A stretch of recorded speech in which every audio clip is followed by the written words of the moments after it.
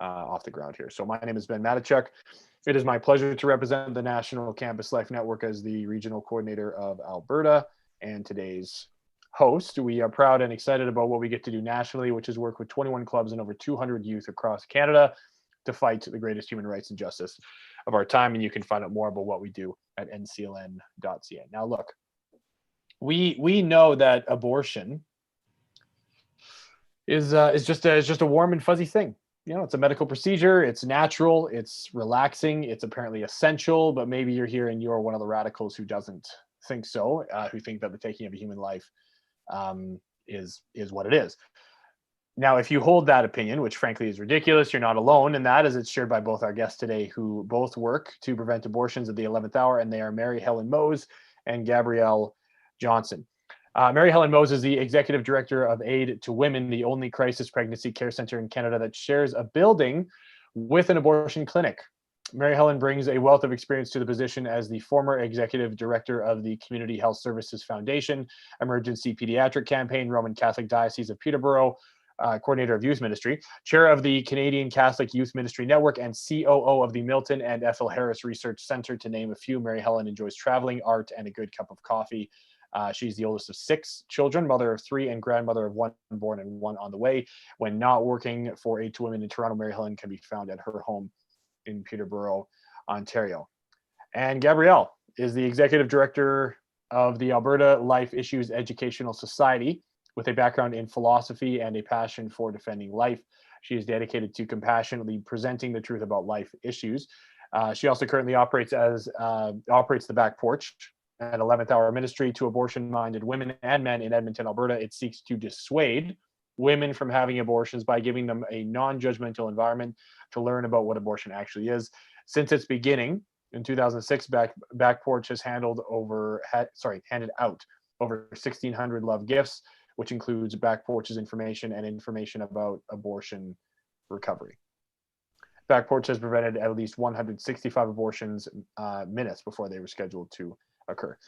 I met Gabrielle about a month ago when I stopped in at the Back Porch, being sure to enter through the wrong door. And of course, Mary Helen's and my relationship is about as extensive as my experience in the pro-life movement, meaning I left her a voicemail and then we talked on the phone briefly half an hour ago. So, ladies, welcome to the show. Thank you. Thanks for having us. Now we're gonna get right into it with the topic of crisis pregnancy care. Everyone here is probably familiar with the work of pregnancy care centers to some degree, but that may not be the case for crisis pregnancy care centers. So can you each give us more of an idea of what your organizations do? Mary Helen, we'll start with you. Sure. So our organization is a little bit different than pregnancy care centers in that our mission is really to concentrate on that woman that is coming through the door that is likely scheduled an abortion next door. So we're kind of like their last chance or last hope, that baby's last chance and hope. And we really concentrate on the woman, find out what's going on in her life, why she would want to even have an abortion. There's got to be something going on. Most of the women coming through the door are pretty educated and they understand what life is. Everybody out there that's doing the education and political side are doing a great job, makes our life a lot easier. When they come through the door, they usually know that it's a life. And so they're really in crisis. Do I kill my baby? Do I not? Nobody's said to me, oh, it's just a clump of cells or anything along those lines. So that's what we do. And then we help them out right up until that child is 2 years old with whatever they need, counseling, housing, material goods, whatever is called for.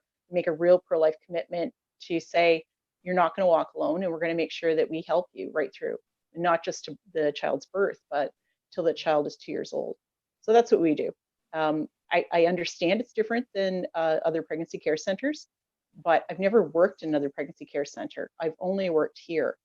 And so I don't have that great big ruler to compare with. Thank you for that response. And Gabrielle, Back Porch, tell us about that.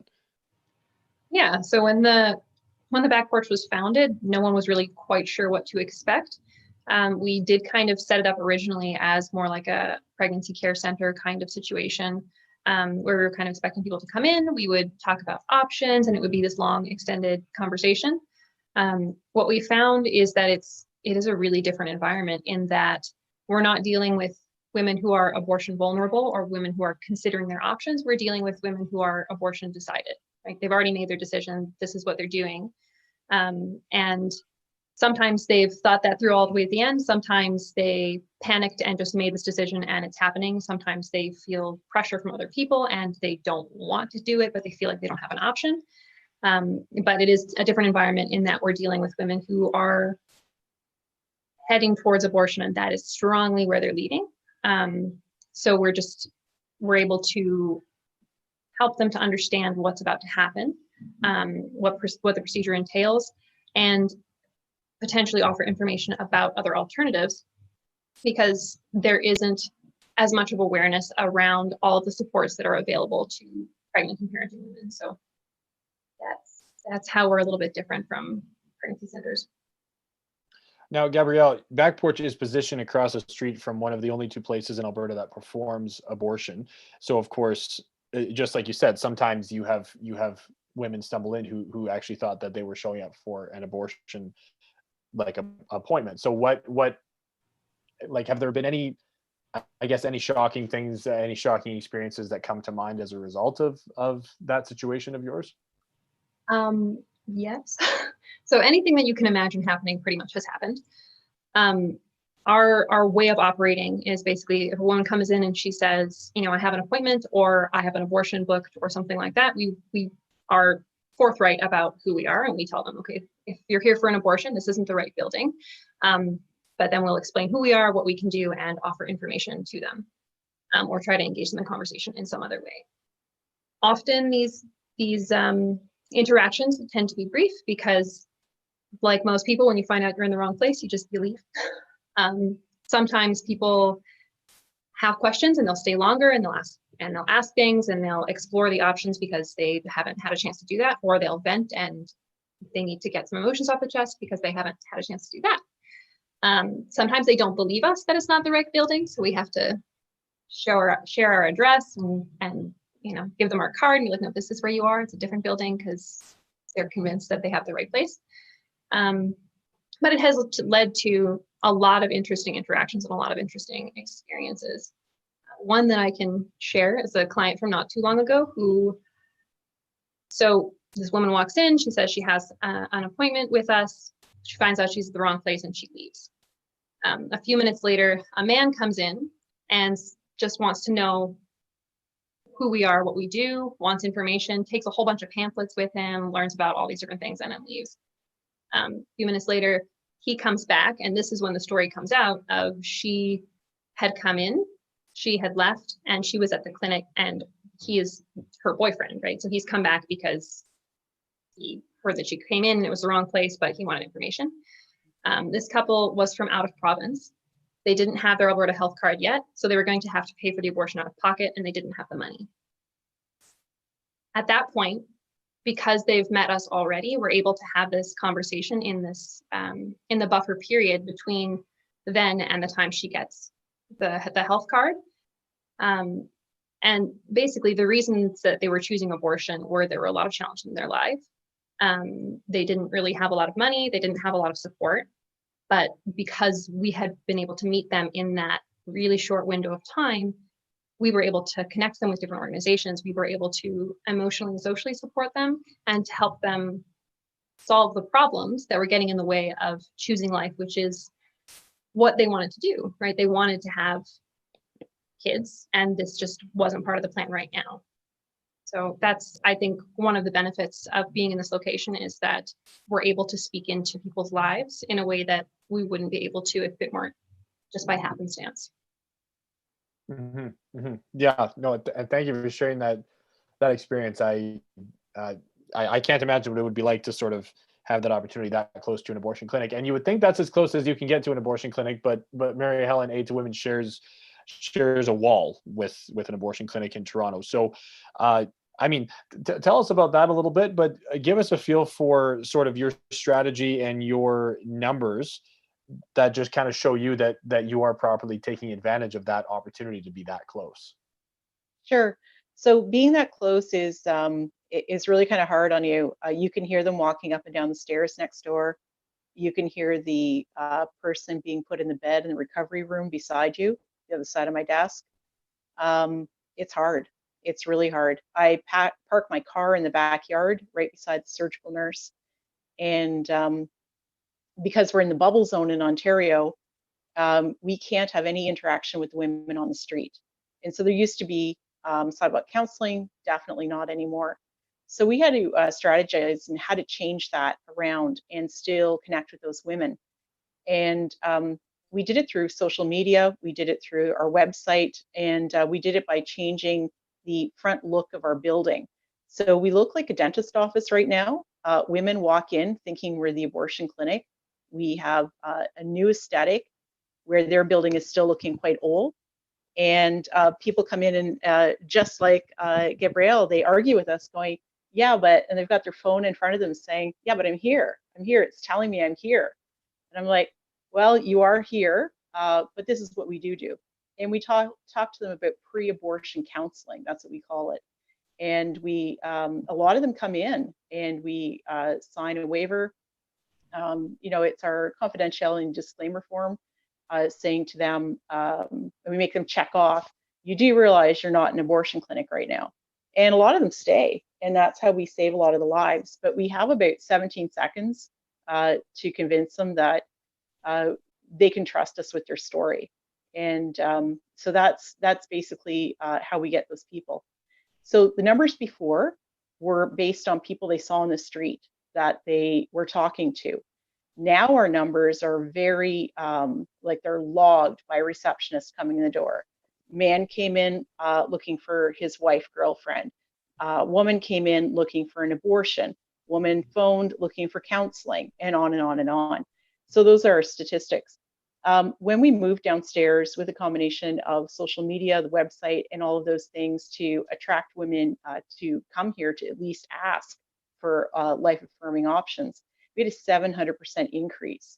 So we went from serving 6 clients, we called clients the women that we saw through from that time they were contemplating having an abortion, right through the child is 2 years old. But now we have, I think we're carrying at this very time 49, and I have 3 more that I'm still waiting to hear. Like I'm working with them. We are calling them clients, but they haven't really made that decision yet of whether they're going to have that abortion or choose life. And there's so many influences involved in their lives. I can't even predict how those 3 are going to come down on the end. I hope that answers your question. It does, and anytime, of course, we can just hear those stories like you talk about the recovery room next door. That's that just sends chills down my spine. But I want to pivot a little bit here, and of course, you touched on it already about saying that you're not in an abortion clinic. That's not where you are. I was doing some research, and I came across a global news headline that said crisis pregnancy centers mislead women, report says. Now, never mind that the report was from the Abortion Rights Coalition of Canada. We're just going to leave that out. And I can say that because I used to work for Global News, and I repent. But another quick Google search will tell you that the Huffington Post doesn't like pregnancy care centers either. So, Mary Helen, we'll start with you. Do organizations like yours mislead women so as to stop an abortion from happening? No, and I have 3 lawyers on my board and a news producer from Global News on my board, and they are all telling me I'm okay because we have them sign that form. We're not misleading them. We're actually having them sign it, click on it, that says, we're not an abortion clinic. We're offering you life-affirming choices. You want to just come in for counseling, talk about what's got you here in your life. We're not misleading them. We actually, other than Global News and some of the more national newscasts, and of course, Pierre Trudeau, we do not hear, not Pierre, I apologize. He started this, Justin. We're not hearing a lot of that here. We're really concentrating on the woman that comes through the door. I know that sounds like we got blinders on or something, but we don't. I have to keep fresh and concentrate on that woman who comes through the door. I can't look like I'm pissed off at the neighbors next door who are the abortionists. I got to make sure that they feel that they're the most important thing, that I have no agenda except to help them, which is actually the truth. So to stay true to our mission, even the movie Unplanned, I haven't seen it. And everybody's like, but it's pretty much what you're living through right now. And I said, yeah, but I really don't want anything else fueling that side of me that's going to make my face slightly even grumpy or mistrusting of next door. Can't come out. I have to just take care of that woman and her child. And so far, it's been successful. Like so far, we're doing okay. And we know that's going to change as another movie comes out or another thing comes on the news or another story like we're misleading people. So be it. We're going to keep trying to keep true to what the women want and reflect what they need to hear. Okay, very good. And Gabrielle, same question to you. Do organizations like yours mislead women? No. Just actually bouncing off of what Mary Helen said a little bit. That's not part of what we do. Like, we're not an apologetics. We're not here doing politics. We're not here pushing for an abortion law. Our job and our ministry is just to meet these women where they're at and see if and how we can help them. So we're a little too focused on that to be focused on the more activist side of things. And we try to be upfront about who we are. Like, we tell women right away, this is where you are, this is what we can offer, this is what we can't do. So we can't refer you for abortion, we can't do that for you. That's not part of what we do. And it shouldn't have to be part of what we do. So no, we don't set out to mislead women, and I don't think we do. And part of that is obviously that would be wrong and duplicitous and not something that we want to do, but also we don't have to. Like, we have really good reasons for believing that abortion hurts women, that abortion hurts women particularly and collectively, and that it's not a good thing. So why would we have to lie or be deceitful about that when we have these good reasons and we have resources to help support women in other life-affirming options? Mm-hmm. Mm-hmm. Very good. And I think what we'll do a little bit after the scripted questions here, as we go through public questions, is we will get into the numbers a little bit, if that's okay. So we'll just kind of get a feel for Gabrielle. We touched a little bit on it in the bio for Back Porch. We'll just touch a little bit on sort of, what are the numbers telling you? What do they make you aware of? How have they affected any sort of strategy shifts? But first, sort of on the same topic of sort of like, oh, pregnancy care centers mislead women. And I was actually talking to my dad about this week, where it's just like I saw the Global News article. They go to your websites and they're just like, they don't say that they're pro-life or whatever. They'll frame it like that. It's just like, yeah, it's misleading women. It's like, first of all, no, and second of all, who cares? Like, oh, they try to seem like they're just like all the other. Yeah, who cares? They're trying to get clients just like everybody else. So I personally have no problem with that, and I sure hope that none of our viewers do either. But let's say someone were to call either of your centers and ask, and Gabrielle, we'll start with you. Are you pro-life? What would your response be to that? I would say yes. That does come up. People ask us that, and we tell them, like, that's not something that we're trying to hide. People ask that question for all kinds of different reasons, and they generally have some kind of expectation of what you're going to say before you answer the question. But we're just going to tell them the truth, which is that we are pro-life. We're going to offer life-affirming options and truthful information, but we're not going to refer you for an abortion. It's just not part of what we do. I actually had an interesting conversation not too long ago with a woman on a phone who called, wanted to talk about options. We talked about abortion, we talked about parenting, we talked about adoption, all of that stuff. She just wanted a lot of information. And at the end of the conversation, she asked me, are you guys pro-life?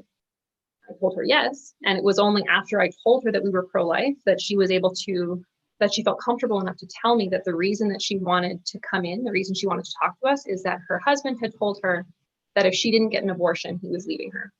And she wanted to be able to come into an environment where we could talk about that and where she could have a third party discussing it with them as a couple who wasn't going to side with her husband. So being pro-life is an important thing, not something that we're trying to hide, and is something that there is call for. Right, and being pro-life is important if you're like one of those radical, weirdos, totally. Now, before I go to you, Mary Helen, I just want to ask you, Gabrielle, do you get any hits? Like, do you get any people who call you and sort of try to trip you up or try to expose you in some way on the phone? Yeah, we get people coming in that sometimes we're not totally sure if they're legit or if they're just trying to call us out. We get people attacking us online. Like that is something that happens for sure. Okay. And same question to you, Mary Helen. First, somebody calls, asks you, are you pro-life? What's your response? I've actually only had that once before, and it was from one of the students at U of T. And I had a laugh because she's actually like my second cousin once removed or something crazy like that. And I'm kind of like, seriously? Of course, we're all pro-life. It really hasn't came up as a issue. I think they're more concerned, am I a crazy pro-lifer who's going to burn down the building beside me? Or am I someone who's on the street throwing rosary beads at people, and all the other stories that you hear that may have happened by one person 30 years ago, but it's not me. So that's usually where my pro-life questions come from. So yeah, I'm not really too concerned about that side of it. What was your other question? Well, it kind of goes along the same lines. Your answer might be no as well, but has anybody ever tried to trip you up and sort of, try to Oh yeah, expose that's you? daily. Oh, That's very good. honest to God daily. Oh yeah. Oh yeah. We had the abortionist change next door. So the old guy retired and we were like, yes, because we've even seen him back his car into a cement wall. Like he was, I don't know, like very gray haired and very like shaky hand. And if you look at the Google reviews of the abortion clinic next door, it's called Cabbage Town Women's Resource Center or something like that, or Health Center. Yeah, all the complaints are there about the abortionist. Like there was nothing on Google that was going to make you want to have an abortion. So anyway, we thought, great, he's leaving the clinic. No, he sold it. He sold it to a woman. So we have a younger, feisty abortionist next door.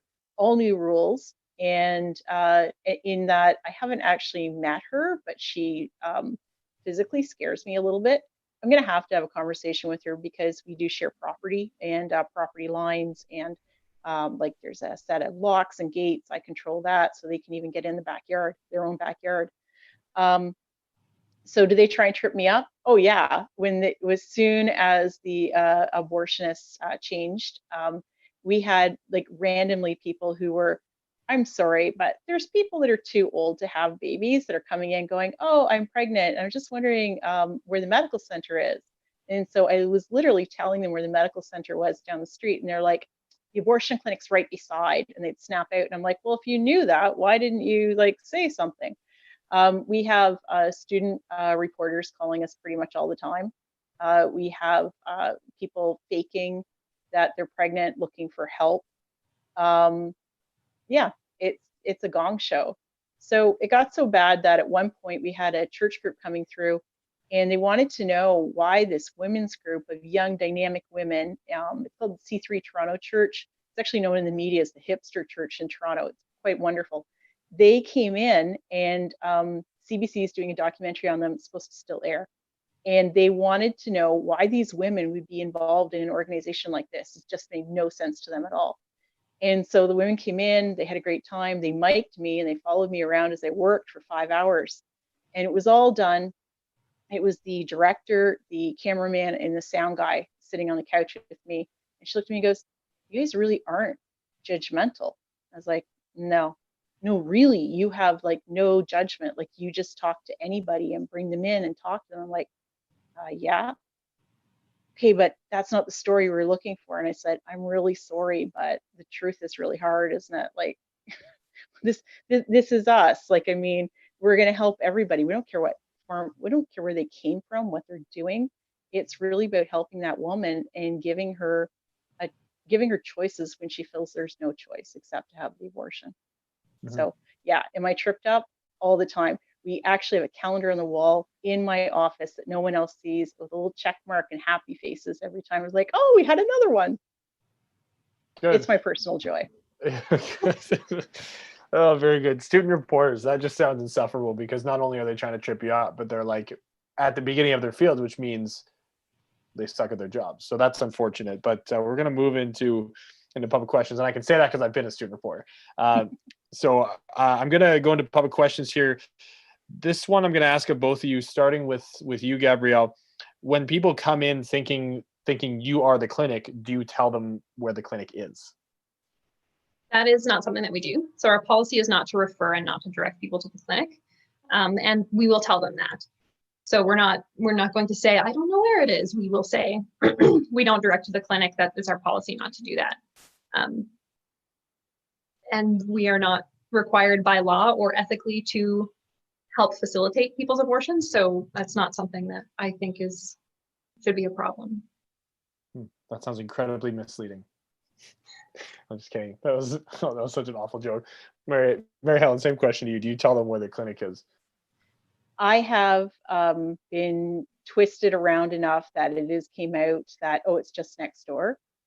And I'm being very honest here. I have never on purpose ever told anybody the abortion clinic is next door, but it just, you know how that goes. Like you get the right wording and the right question, you end up telling them the answer.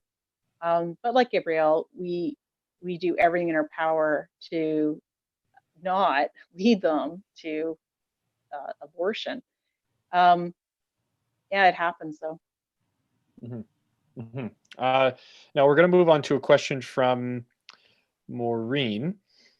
It seems that women choose abortion even when they know a baby will die. So do we have data we collected or someone else collected on the reasons which impel women or couples to balance the advantages and disadvantages towards abortion? I don't actually understand this question. Is there data? Is there data that either of you can point to? And Mary Helen, I'll start with you. Is there data that you can point to that, in your experience, shows that women do or do not know what they're actually requesting when they schedule an abortion appointment? That is a really good question. And no, we have not kept data on that. And maybe we should. When I started this job, I thought everybody would know what an abortion is. And I've been shocked and surprised the number of people that they know it's an abortion. They know it's killing a baby, but yet somehow they're still looking at it because it came from their doctor, the referral to go to this abortion clinic. They're looking at it as, oh, but it's okay. It's like having a tooth removed. It's a procedure. Like I had one girl come in and she kind of stopped herself. Like, you know how you listen to medical experts and you just keep going? You're like, yeah, well, they said it's a good thing and they're a doctor. She stopped in here because she was at the wrong place. She said, well, I just need to ask you something. I'm pregnant, right? And I said, what do you mean? Because you're going for an abortion right now. And she goes, yeah, but you didn't call it that. My doctor called it a procedure so I could get my period back. And I was like, please come and sit down. We need to talk. And that was the most strange one for me because she was a smart woman. It's just her doctor even avoided the word pregnancy, abortion, and just kind of looked at her. She went in to the doctor because she didn't have her period. And she thought there's literally something medically wrong with her. She really didn't think she could be pregnant.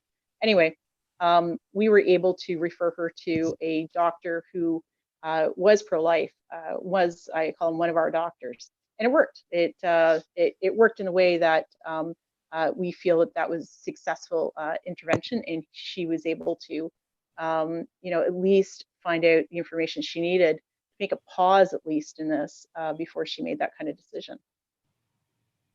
And Gabrielle, same question to you. In your experience, does it seem that women do or do not know the appointment that they have set up?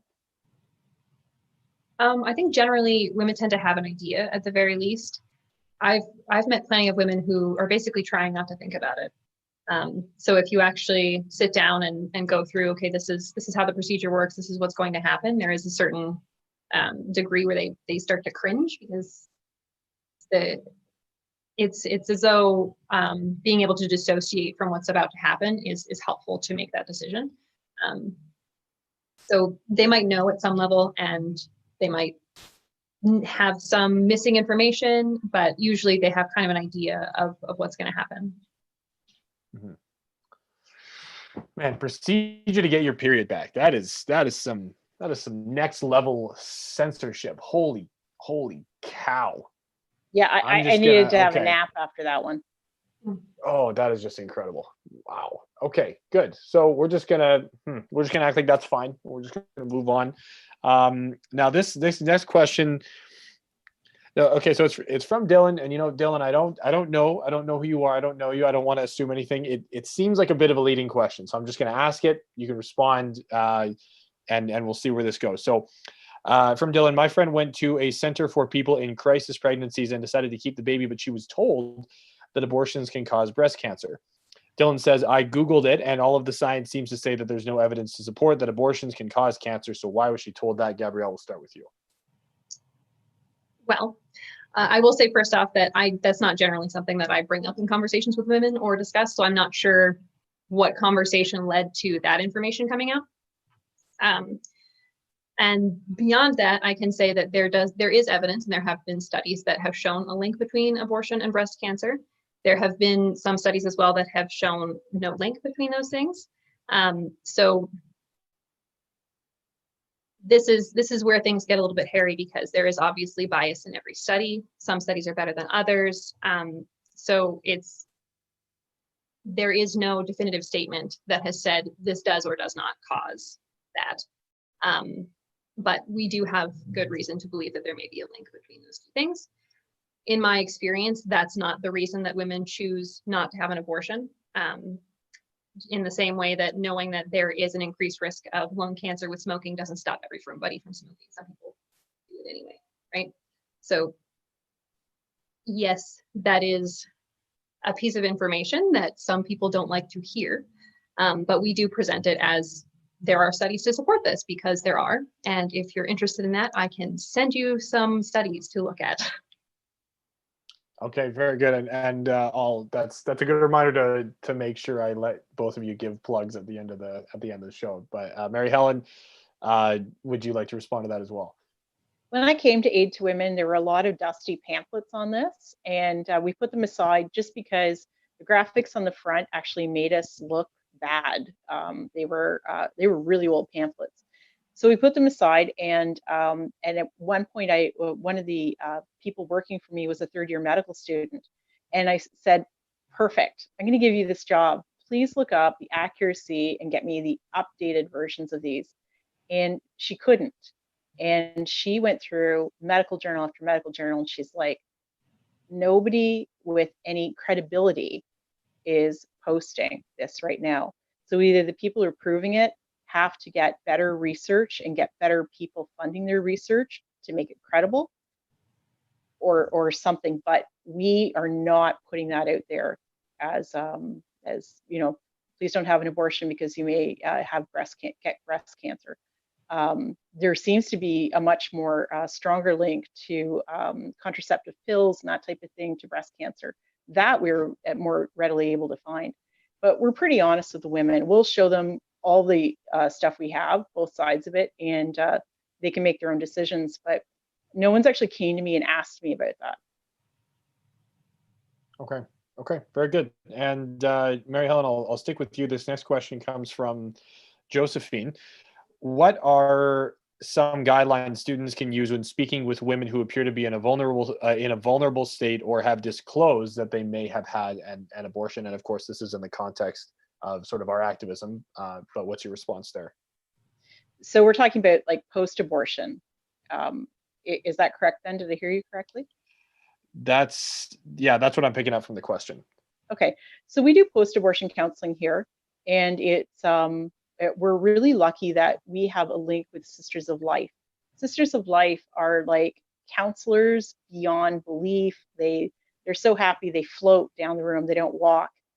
And they have a retreat once a year that I've never been on. I never be able to go on it unless I am actually suffering from post-abortion trauma. I know the other end of this retreat where the women come out going, man, I feel a little bit healed. The biggest problem I have ran into is people not talking about post-abortion trauma. And I wish there was a little bit more of that.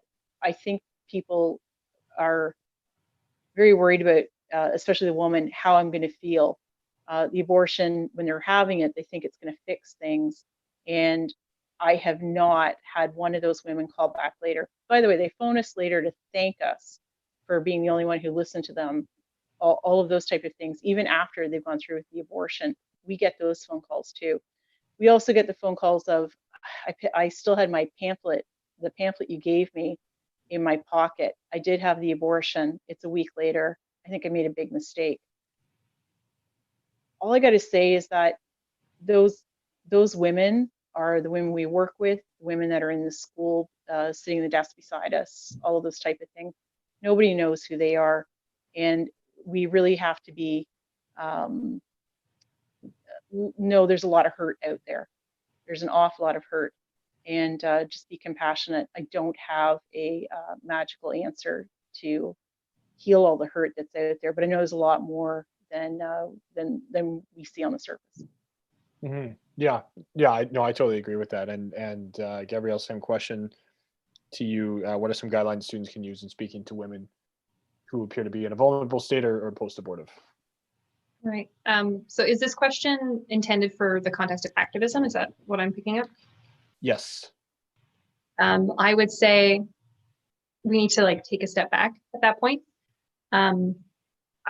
With activism and with the pro-life apologetics, we tend to have this, okay, here's how the conversation goes, here's my branching tree of possible responses, and then it turns into this kind of discursive reasoning thing.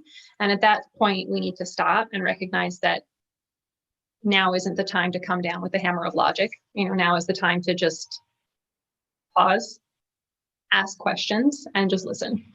I would say that that's the most helpful thing at that point, is to just let women speak and let them speak about their experience. It's helpful to just do that, to just listen for a while. If you're able to offer some response, that can be good, but recognizing that we aren't always equipped to fix all of the problems. And also having an awareness of resources that are available and knowing where you can help connect these people with support that they need long-term is a helpful thing to have in your back pocket. Just being able to say, well, thank you for this conversation, and this is somewhere that you might be interested in checking out. Mm-hmm. I appreciate that response as well, and I'll stick with you, Gabrielle, for this next one.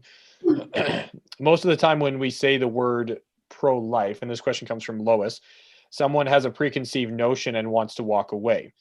So how can we be compassionate and not manipulate? And sort of another part of this question is more specific to you. After admitting up front that you are pro-life, what do you specifically say to convince the woman to keep talking to you? Generally, if I'm telling people that I'm pro-life, or if they've asked and I've given them the answer, I will say more and elaborate on that, because that pro-life is one of these many terms in society that has a lot of meanings for a lot of different people. So just saying yes to the question doesn't necessarily communicate what I'm trying to say. So in addition to saying, yes, we're pro-life, I will usually say something along the lines of, explaining what services we offer. So we will offer accurate information on abortion and abortion procedures. We offer information on parenting supports, and on adoption as well. So then they know that this is what we have, and we can elaborate further and kind of explain, like, being pro-life means that we are here to support you no matter what, because you are a valuable person, you are good, and you have dignity, and we want to care for you regardless of what you choose and where you end up and how things go from here on out. Mm-hmm. Yeah, exactly. And Mary Helen, same question too. Do you got it, or you need me to repeat it? You need to repeat it. I'm so enthralled with what Gabrielle says. I don't even pay attention to you, Ben. So you gotta give it to me again. I know. I got to be more captivating. I got to bring more to the table. I see that. No. So from Lois, after admitting up front that you are pro-life, what do you specifically say to convince a woman to keep talking to you? And sort of more to this question is, most of the time when we say the word pro-life, someone has a preconceived notion and wants to walk away. So how can we be compassionate but not come across as manipulative? I'd like to just say ditto after Gabrielle's answer because it was so good. I was actually very active pro-lifer. Like from 13, I've been in the paper with a placard in front of hospitals and all that type of thing. But there was a time in my life I was looking around going, oh my goodness, what happened? Because all of a sudden the media is not looking at us going, ooh, there's something going on over here too. These people are a little crazy. And I did shy away from saying, and no, if somebody asked me, I would always say I was pro-life, but I did shy away from, wearing pro-life on my sleeve. Like the youth ministry T-shirts. I was not wearing my pro-life T-shirts well. So I too kind of understand that feeling that people would have with a preconceived notion of what pro-life means. I don't have a pat answer of how I respond to that, because I kind of look at it in their eyes and go, but I'm here, and this is what I got to offer. It usually happens like right here in this counseling room, actually, when they kind of figure out that I'm pro-life, and I'm like, okay, are we going to lose this one, or are we going to keep this one based on that one answer? I've never lied to anybody, but I'm very cautious of how their body language response is, because they're like, ooh, do I leave now or do I stay? I have a habit of just like talking till they're like down the street. So they have a hard time getting away from me. Right. And maybe that leads into this next question, which comes from Seth. What is your biggest success story? Mary Helen, will start with you, and then I'll go to you, Gabrielle.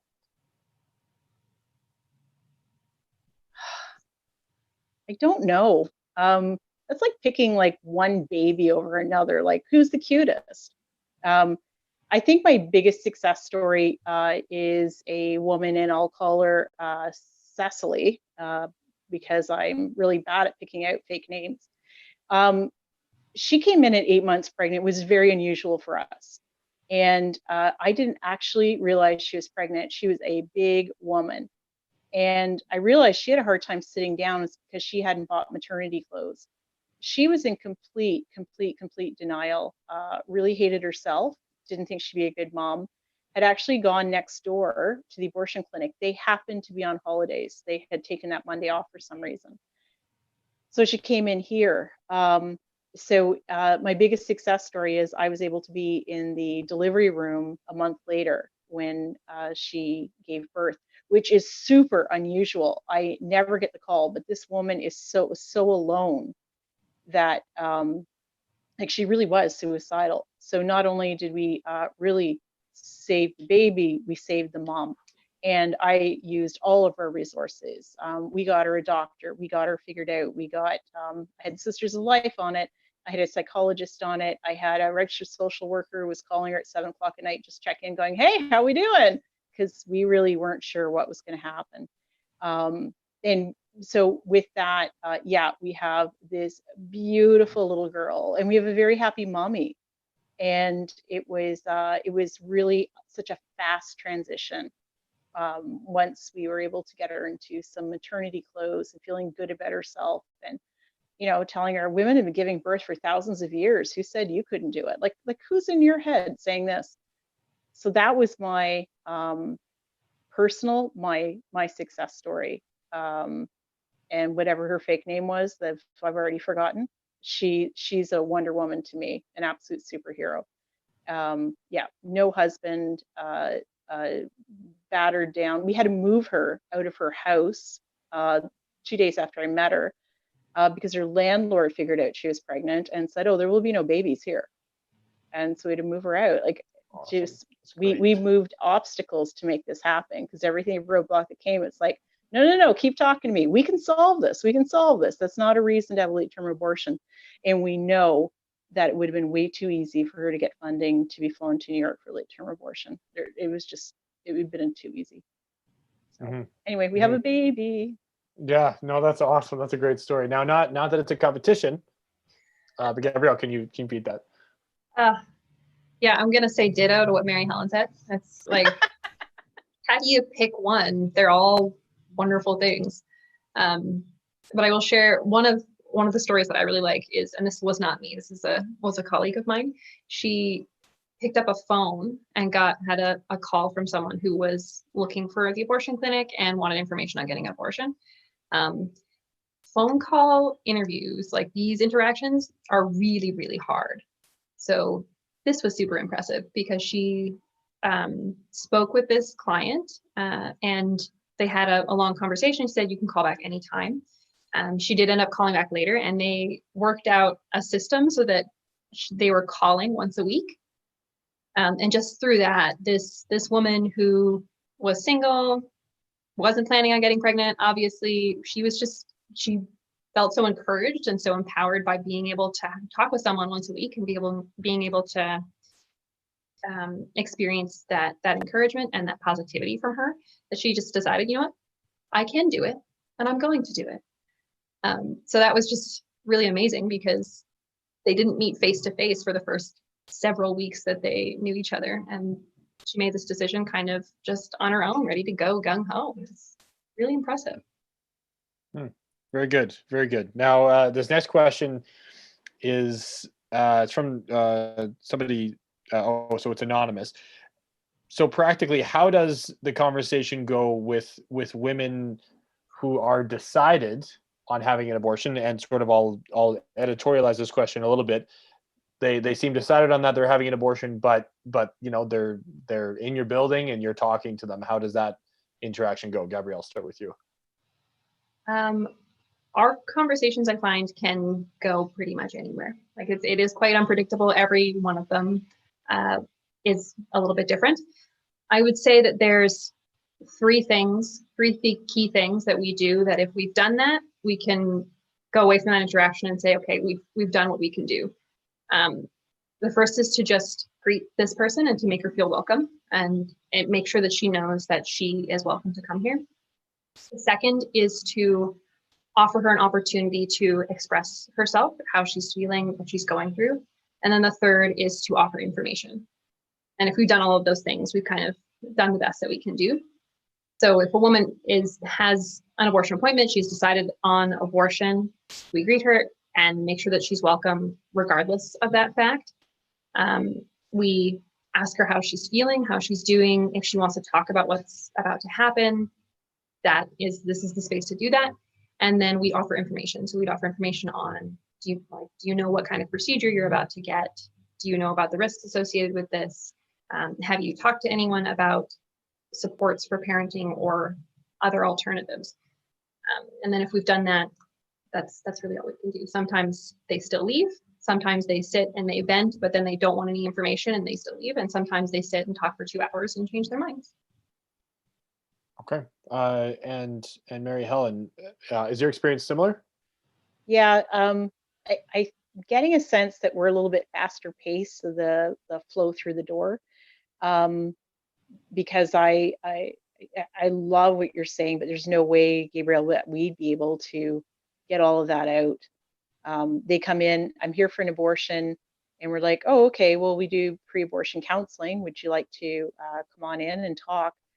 And pretty instantly, like you can tell, like there's a deer in headlight woman that comes in and you know they're scared and you have a chance. But there's the women who come in and they're hard, man. Their mind is not made up. Like I don't even want to run into them at Walmart. Like these women know what they want and get out of their way. We usually get at least one of those a day.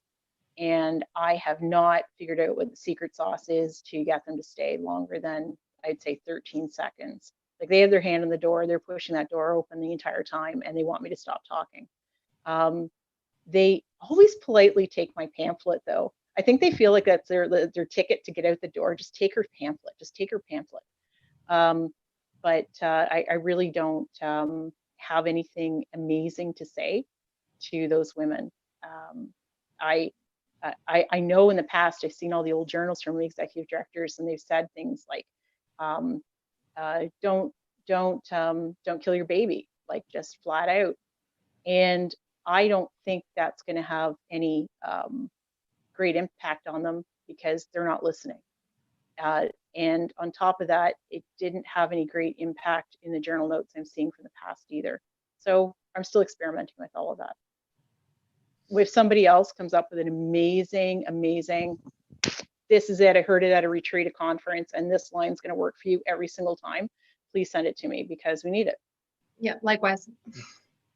Okay, very good. And Mary Helen, sticking with you, this question comes from Maureen. I'm gonna try to get through 3 questions, 6 minutes. Let's see if we can do this. We are on the same team here. If I will shut up and ask the question. So, for Maureen, I respect the way you have chosen to concentrate on the woman and not be distracted by politics. In your center, could you talk about what you have experienced about the role men play in women choosing abortion, Mary Helen? Yeah, the men have a huge impact on what the woman's choice is. Some women don't tell the man because they're afraid of his answer. Some women tell me the boyfriend or husband has made the appointment for them next door because they couldn't make up their minds. They thought they were helping. This morning, I think it's because of COVID-19, there's 8 cars parked in front of my building. So of course I called for them all to be ticketed, but they're the men waiting outside in the cars to pick up the women when they're done having their abortion. It's kind of sick. So that's my answer. Gabrielle. Yeah, they definitely have a huge influence, and it ranges from outright coercion to more subtle, like, do this, or like, this is what I think, this is what I not think, to even just offloading the choice to the woman. I've seen this happen a lot, where where women will come in saying, my boyfriend, my partner doesn't really have an opinion. He says it's up to me.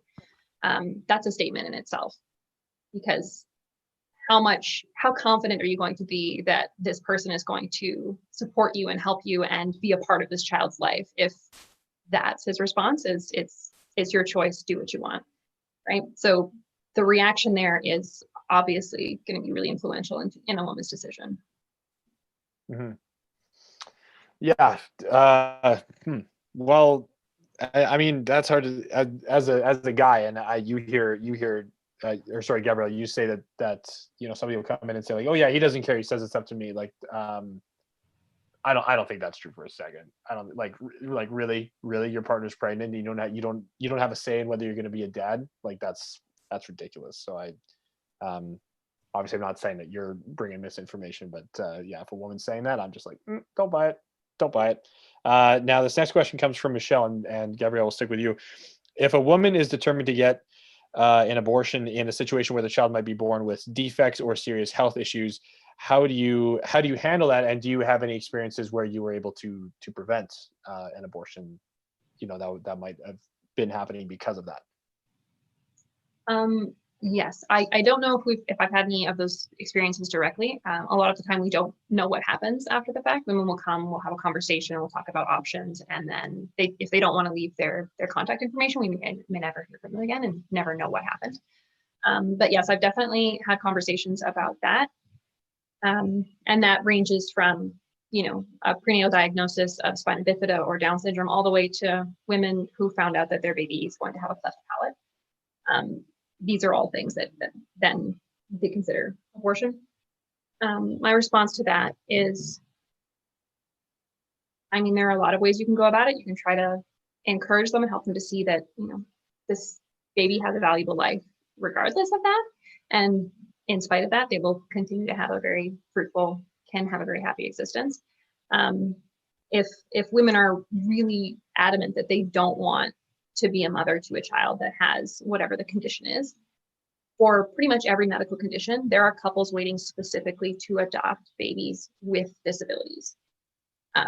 So even if a woman personally doesn't feel equipped to care for that child, there are people who want that specific child and who will love them. So these are just some different things that you can kind of offer to these women to help them to see that there is hope in this situation, and that this doesn't have to be this doesn't have to be a tragedy. It can be something beautiful too. Mm-hmm.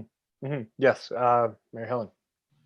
Yeah, everything Gabrielle said. The only thing that I guess I could add to that is that sometimes I say to the women that, okay, the abortionist is telling you from their ultrasound, or your own doctor is telling you from the ultrasound. But the thing is that they are they're doctors who end child's lives. And why don't you go see a doctor who wants to save babies' lives? So like that's their specialty. Their specialty isn't in killing, it's in saving. So why don't we refer you to another doctor? And so I try and make their circle of people who are pro-life and very life affirming wider and bigger and supportive, because that's half of it. They feel that there's just not going to be support. Like they're going to be home all the time with a child that's sick, or they're going to be grieving the loss of a child that they've sent out to adopt for adoption. Someone else is raising it, and the guilt behind that.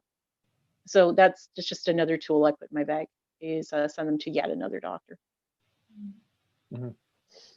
Very good. Well, that brings us to the end. You guys did a great job fielding all the questions that came in, and to our attendees, I am seeing so many questions that came in that we're not going to be able to ask just because we didn't have the time. So thank you so much for bringing the questions. Lastly, ladies, let's say if somebody did want to follow up and ask these questions, or if they wanted to find out more about what you do, where would they go? How would they best do that, Mary Helen? Yeah, I'll take them personally. You can just email me, maryhelen@aidtowomen.ca, and our website is www.aidtowomen.ca. So pretty easy to get a hold of me, and yeah, I'm available. Very good. Gabrielle? Yeah, same answer. So we're allies.ca. That's 1LALIES.ca. And then my email address would be executive-director@allies.ca. Very good. Very good. Thank you so much for coming on. Like I said, you did a great job. It was a fantastic show. And let me just say the number of attendees pretty much held steady the whole time. So you captured everybody's attention. We tried to help you out, Ben. Yeah, do what we can. Appreciate it. Well, yeah, awesome. Great show. And obviously that's all we have time for today. So thanks for joining us, everyone. Thanks for your questions. We're doing this again next week on the same platform on Zoom, and we will be talking to Jonathan Van Maren of CCBR about whether there's a link between abortion and pornography. All these webinars will be the same time, which is noon Pacific, 3 Eastern. Full guest info is at the register link that you should have already seen. And if you have registered, you will be getting the join links for all the public webinars we have coming up. And you can see them on the day of on our Facebook page. So once again, thank you. And we hope to see you here again next week. And I would like to take this opportunity